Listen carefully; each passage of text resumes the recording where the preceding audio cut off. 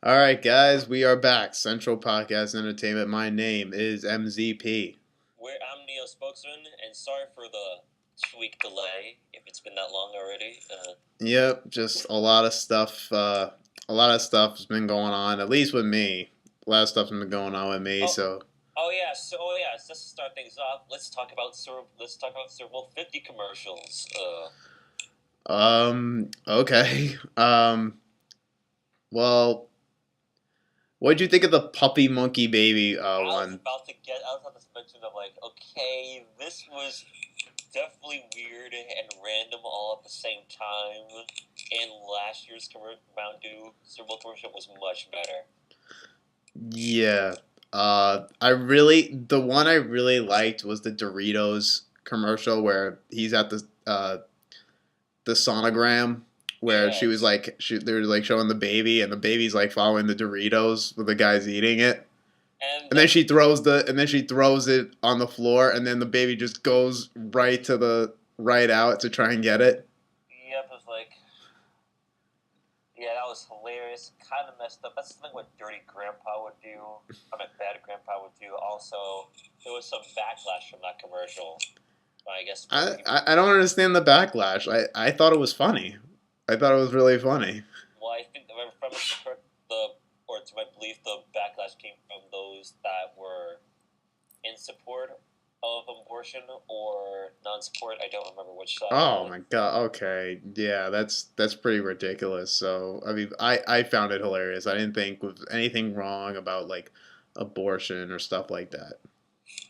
Yes. Well, your reaction if you saw Puppy Monkey Baby right in your room with a Mountain Dew.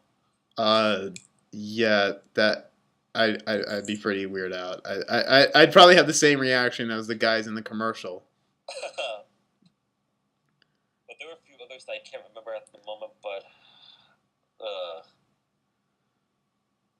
yeah, but there were plenty others. But just the one that really stood out was the Doritos one. I really love that one. The one with Steven Tyler when the Skittles commercial where they had that portrait of him and it was all Skittles. Yeah, that was kind of cool. It was all right, but it wasn't like special to me at least. I don't remember his name. I could be wrong, but I believe that Danny Glover commercial where he was playing on the piano was another good one. Danny Glover playing on the piano. He was from Independence Day. No, that's not Danny. That's Jeff Goldblum. Jeff Goldblum, yes. Yeah. That commercial was good. Kind of random having Lil Wayne and Washington. George Washington, yeah. That was pretty random, but it's, what can you do? No. Imagine if that was... No. That would have made more sense. But what if we had the dictator from North Korea and John Cena? Kim Jong-un and John Cena?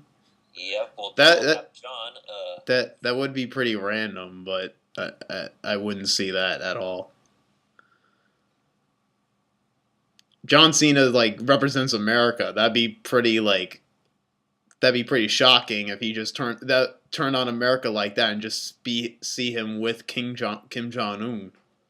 Unless he give him an AA. Yeah, unless he does that. But yeah, that's pretty much all the super commercials I thought of at the top of my head. I just thought of another, but yeah, I just forgot it. But I guess on to Raw now. Yeah. So this Raw was. Matters, though. Yeah, obviously the show was mostly revolved around one thing, and it was in Seattle, Washington, and the news broke before Raw. Not like Edge, where he announced his retirement just right there, no dirt sheets or anything. He just announced it out of nowhere. But we kind of saw this coming. I kind of saw it coming for a little bit. I didn't want to believe that it might actually happen, but it happened. Not too surprised based off of the latest injuries that he's been having. Yeah. To get cleared. Yeah, and I kind of told you too. Like he won titles at WrestleMania 2 years in a row, and 2 years in a row he had to drop it because of injury. Well, Bret Hart called it first. Well, yeah, Bret Hart called it, and well, yeah.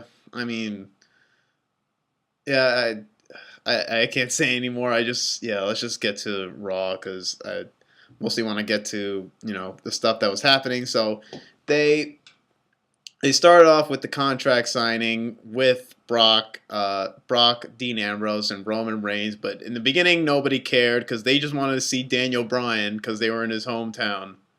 They tried to take it over just like they took over the whole unification ceremony back in 2013 with when Cena and Orton were feuding for those two belts. But eventually we got Brock and Dean and Roman in the ring, and then but Brock just demolished both of them. After that, of course, a typical contract signing has to end with a bit of a brawl. Yes, and the breakage of the announce table. Wait, I don't think the announce table got broken Finally, something different.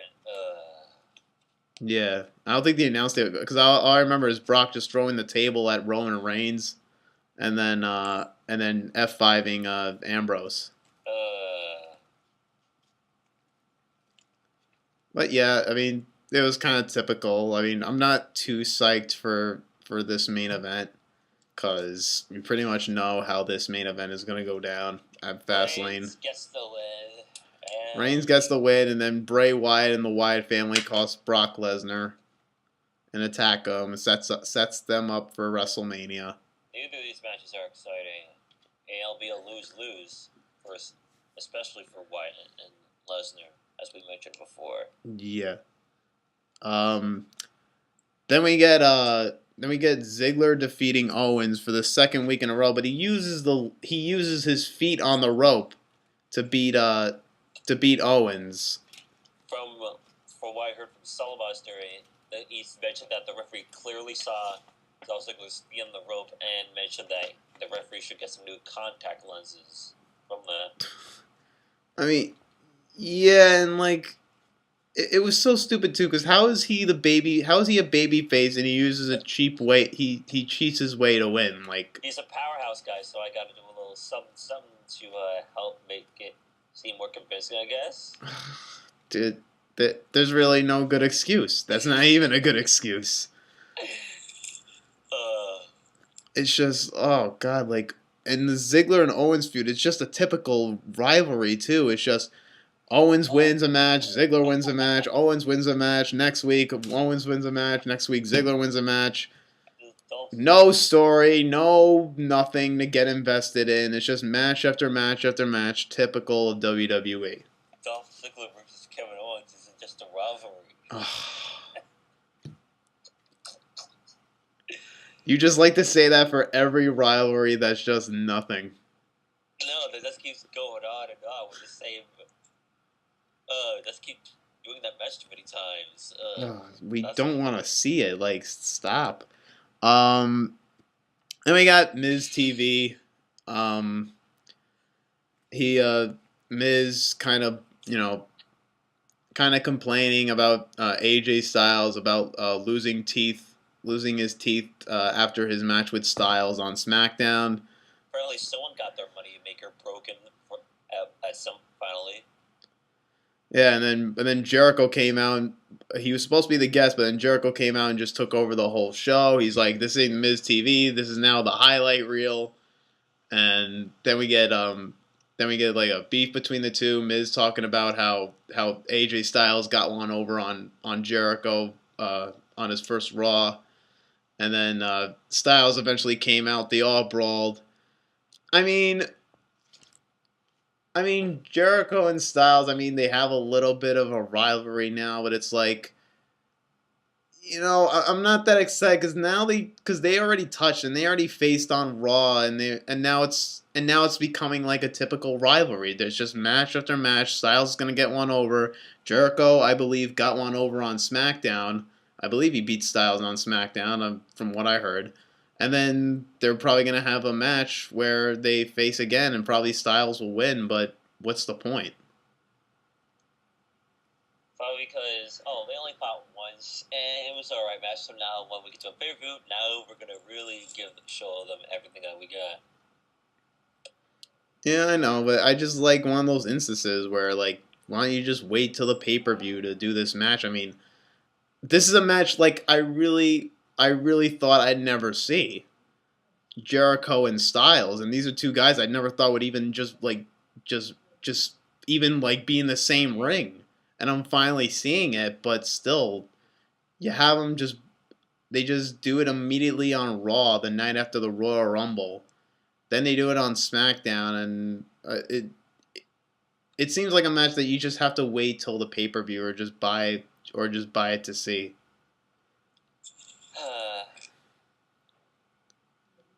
Oh yeah, speaking of pay-per-views, I'm gotta try to continue and finish this No Way Out crusade before Fastlane. Yeah. I'm still on my WCW crusade. Which WCW pay-per-view or show are you on now? I just finished, I believe it was Wrestle War. Or no, it was WCW Super Brawl 92. Okay, Yeah. Let's see here. Then Ambrose, after all the thing with the contract signing, he decides to call out Brock and tries to poke him, saying Brock, where's your balls? Let's go. Him? What? Wait, Ambrose? Yeah, Ambrose decides to call him out. You're poking the bear. And then Brock eventually, like, it took a while, but Ambrose kept insulting him, and then Brock eventually came out and beat him up, and then but like Ambrose kept trying to get up and saying, "Come on, I'm not done yet." So he's pulling a Jeff Hardy right now. Yeah, I was really thinking of the time with Taker and Hardy. But yeah, I mean, it kind of was what it was. I wasn't that much excited. I don't know. I felt like it could have been a bit better, like more brutal beatdown than what we got there. And then eventually Roman Reigns came out, and then Ambrose low blowed Brock, and then it just ended like that. That whole segment, I was like, kind of ended awkward, but I mean, whatever. Yeah, it kind of ended like really awkward. How come? Because it was just a low blow, and then Ambrose left. Well, Roman Reigns was on the like, I was surprised when Roman Reigns was coming out to help him. He didn't come out from the crowd like he usually does. He was just comes out through the entrance stage. But what if there was a gong and then went for a low blow? Oh, what, Undertaker? Yes, and then Ambrose just did the low blow on him to make that sound more shady of SummerSlam. I mean, I don't know how to respond to that, but Ambrose just low blows him, and then he just leans on the ape. He's just on the entrance stage, like, kind of selling the beatdown he got from Brock, and then that was it. So, I mean, in theory, though, the match itself might be good, but I'm still not that, that pumped for it. And then what else? And then we got I think it was a 8-man tag. It was a 8-man tag. Usos and Dudley. It was an 8-man tag tables match. The Usos, the Dudleys taking on the New Day and Mark Henry. And Mark Henry eventually left because the New Day tried telling him what to do, and he was like, "You don't tell me what to do. I'm out of here." And then eventually the New Day well, the New Day lost, Usos and Dudleys win, but then the Dudleys turn heel and attack the Usos, which I didn't even see coming, and I was like, wait, what? Why are they turning heel?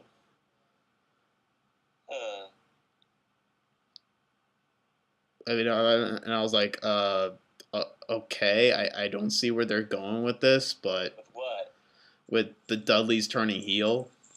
Well, hey, it's something interesting, or at least shades of TNA, and back when the Dudleys first turned heel in the early 2000s, which got over. Yeah, still, I mean, I don't doubt the Dudleys would not be like great heels. They've always been great heels, like especially Bubba Ray. Bubba Ray, with his type of like when he loves the heel gimmick because he'll like if when he's heel he'll like go all out, like he'll really make the people hate him. Just don't say anybody on fire. Didn't he try to set somebody on fire in TNA? Yes, you told me about that before. Yeah, I think he tried to Mr. set Kennedy, like. Mr. Anderson. Oh yeah, he tried to set Mr. Anderson on fire. Oh my god. Well, he definitely won't do that with WWE. Yeah, you're in a PG environment, so. And what I don't get is like, why are the Dudleys backstage before this match? Well, originally it was gonna be Usos and the Dudleys in the Usos and New Day in the tables match, but then like the Dudleys just come in and be like, "Hey, why don't we join you and take them out?" And then all of a sudden, like they're making matches now. Like the superstars are making matches now. Like what? Sorry. No, what were you gonna say? I was gonna say, where's Stephanie McMahon? Where's Hunter? Where's Vince? Obviously, Triple H is too busy. Like he's too busy shining up the WWE title. But oh my god, like just such bad consistency. Sorry, that's easy for me to say. Well, hey, it's easier to say that back when Triple H became a 13-time world champion, when he was in a better position compared to now. Yeah. And then we get to what finally was the highlight of the entire night, and that was Daniel Bryan's retirement speech, and what pretty much this whole show was based around, because they were in his hometown of Seattle, and then throughout the night they showed clips of or highlights of past matches and moments from his whole time in WWE. Yeah, we couldn't branch out to ROH in New Japan. Yeah, I mean, well, during the tribute video in the beginning, they did show a little bit of his time in ROH and I think a little bit in Japan. I'm not even sure, but there were a lot of ROH highlights, I think, in that video. Okay, cool. And I was really shocked to see Daniel Bryan, cut his hair, had that new haircut. Cancer for kids, or at least gave away Yeah. his hair because. But it's understandable. Obviously, you gotta respect that out of him. Yes, it's things that we'll never get. There's a number of dream matches we're never gonna get now. Yeah, I mean, we thought with AJ Styles coming in, we thought those two were gonna have a match, but that's not happening. Including him and Nakamura, and him and Seth Rollins in a one-on-one situation. Well, no, actually, Rollins and Daniel Bryan have faced before. In a one-on-one situation. Yeah. But not one time when Rollins was in the Shield, and then one time where Rollins was the heel that he is now. Okay, fine. I guess I'll give it that. So he still had a match with Rollins. He still had matches with Seth Rollins, and he's had matches with all three members of the Shield individually. Obviously we talked about Fastlane last year. At this time, he was facing Roman Reigns for the WrestleMania spot. Would have been great if we had him and Balor. Yeah, we're not going to get that match. We're not going to get We're not going to get Zayn and Bryan. Yeah. No, not going to get Neville and. Well, I don't think Neville and Bryan ever faced. If Neville's on a better level by then, but also him and Owens. Oh yeah. They faced plenty of times on the indie scene, but never gonna be in WWE. Well, at least it happened. That's the most important thing. Yeah, it's happened in the independent. They've had plenty of matches, definitely in throughout the independent companies, but never in the WWE. And actually, yeah, and AJ Styles and Daniel Bryan have clashed, but but again on the independent scene, there's actually a full match on YouTube between those two when they were like really young and obviously pre WWE. Yeah. But we're never gonna see those two collide in a WWE ring. Also, it kind of stinks how yeah. Wow, I forgot it now. Yeah, but still, like, you got to give it for Bryan. He did a lot in his career. He did pretty much everything he set out to do in his whole career. He main evented Mania. He's won he's won every championship in WWE. One of the last few recent Grand Slam champions. Yeah, Grand Slam champion. He's held the U.S. Intercontinental Tag Team and the World Title. Imagine if give me your reaction for both scenarios. For the Bryan retirement celebration, Edge and Stone Cold come out and pay their condolences. I mean, I don't really see Stone Cold coming out to give his not condolences, but like give his like props. But I mostly see Edge doing that type of thing. I mean, I'm sure Stone Cold has a lot of respect in the world for Daniel Bryan, don't get me wrong. But I kind of just don't see it. I mean, it'd be cool though. But I mostly see Edge doing that type of thing. Or even, especially if this is Stevie 14, you hear "I Walk Alone." Then Batista comes out, shakes Daniel Bryan's hand, then gives him a spine buster and does the thumbs up, thumbs down. No, thumbs up, thumbs down, then spine buster. You telling me Batista's just gonna turn heel he's still gonna heel it up even though Daniel Bryan's retired? Apparently so. Plus, Batista enjoys being a heel more than a babyface. Well, that's true. A lot of these guys like being a heel more than babyface. But yeah. Anyways, on the whole retirement speech, I mean, I wouldn't say that I wasn't choked up even a little bit. I was for a little bit.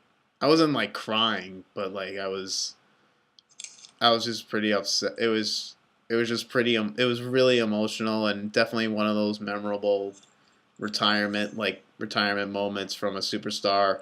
I gotta see if only I saw Ric Flair's retirement speech when it was on live at Raw when I was watching on my TV. But I think I was doing something else at that moment. But yes.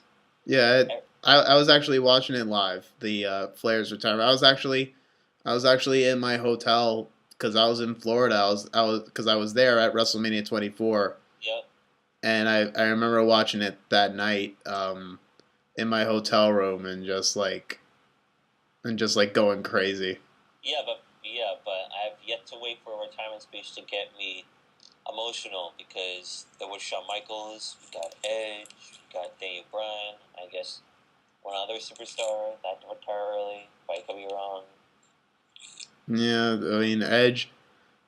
I mean, I'd still think Edge's retirement speech was better, even though Daniel Bryan's was really good. I still gotta give it to Edge for his retirement speech. Well, the only question: when time Daniel Bryan gets in the Hall of Fame, depending on what that time is, will that speech weigh heavier than Edge's retirement speech at the Hall of Fame? Only one way to find out. That's wait until Daniel Bryan gets inducted, which I don't see him getting inducted this year. Well, possibly next year. Or yeah, most likely it's gonna be next year. Because this year if he's gonna be in the Hall of Fame, they're gonna make sure he's headlining it.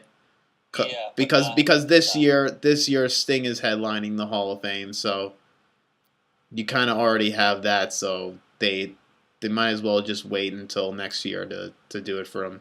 and that would officially make Daniel Bryan the youngest Hall of Famer in the WWE. Pretty much, he'll be 35 by Yeah, the but it time. stinks how we're getting these young guys in the Hall of Fame when usually it'd be guys in their 40s and 50s. But Yeah, well, also you gotta understand this is Daniel Bryan. He's been wrestling since he was 18, and by 8, he was talking about in his speech how at 8 he was wrestling since he was 18, and by 18 and still at 18 he managed to get 3 concussions already. do you know who this deal is? Do you know who definitely deserves to be in the Hall of Fame at least a few years from now? What, who? Rey Mysterio. Yeah, yeah. Maybe eventually he'll get there. And if there's good terms with WWE. Yeah. But yeah, just everything in that whole speech was great from Daniel Bryan. Really shows you how grateful he was of everything that he accomplished, and that he's not, he's happy that he's taken this road to retire, and that that it's over for him, but he's sad at the same time.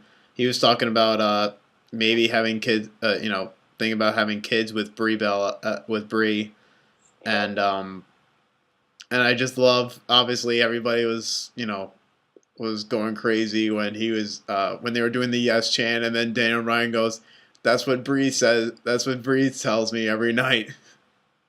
And then there was a "That's What She Said" chant. Yeah, they were like, "That's what she said." Oh God, that got me that got me laughing. That's a first. That's a first. I honestly I did not expect that out of Daniel Bryan.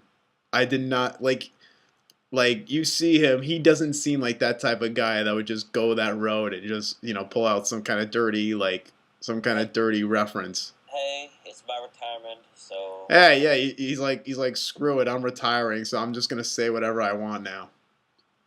Plus, wow. Oh wait, there was a meme about Daniel Bryan retiring where he's backstage is like, but Cena can come back, but you're not John Cena. Well, also Cena didn't have so many concussions in his career. That is true. Only a shoulder injury and neck injury, and that was Neck injury. Well, 2 shoulder injuries, including this one recent. And then the neck injury, and then I believe. Oh wait, his leg as well from 2004, unless that was kayfabe. Oh, well, I think he really hurt that, but he didn't hurt it to the point where he needed surgery. I don't think. So that was a partial kayfabe. It may have been. I think they treated it like that it was as serious as that it was. They treated it like they really kind of over exaggerated it. They said that it was really serious when it really it wasn't that serious.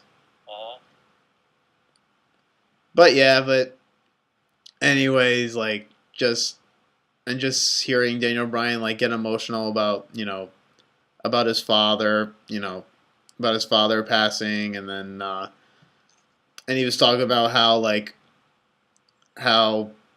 that night, like I mentioned, with when at TLC 2013 when they were building up Cena and Orton in the TLC match to combine the WWE and World Heavyweight title, and when they were doing that whole coronation at the Slammy Awards, the Raw before that pay-per-view, and how that whole crowd just overtook that whole Raw and just didn't care about what was going on between Cena and Orton, and made it all about Daniel Bryan and the yes chant and everything.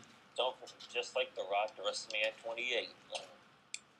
But still, who could blame him? Who could blame him for not caring and just chanting Daniel Bryan all throughout? Because that match ended up being a waste of time and being not even memorable at all.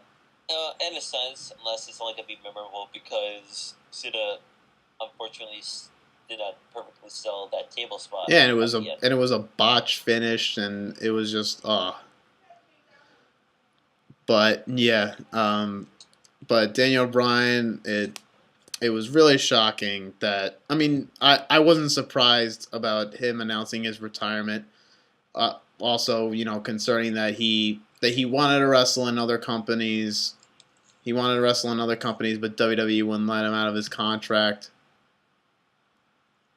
But in all honesty, like I understand why they didn't, that they had to put him into retirement. And actually, I'm glad WWE did that for him because they may have just saved his life. Yeah. Even though Bryan was like, I want to wrestle for other companies, like even with that, WWE was like, you can't do this. So as much as it's like, oh well, why don't you just let him wrestle? It's like he has to put his health first. Then I say, meanwhile, woohoo!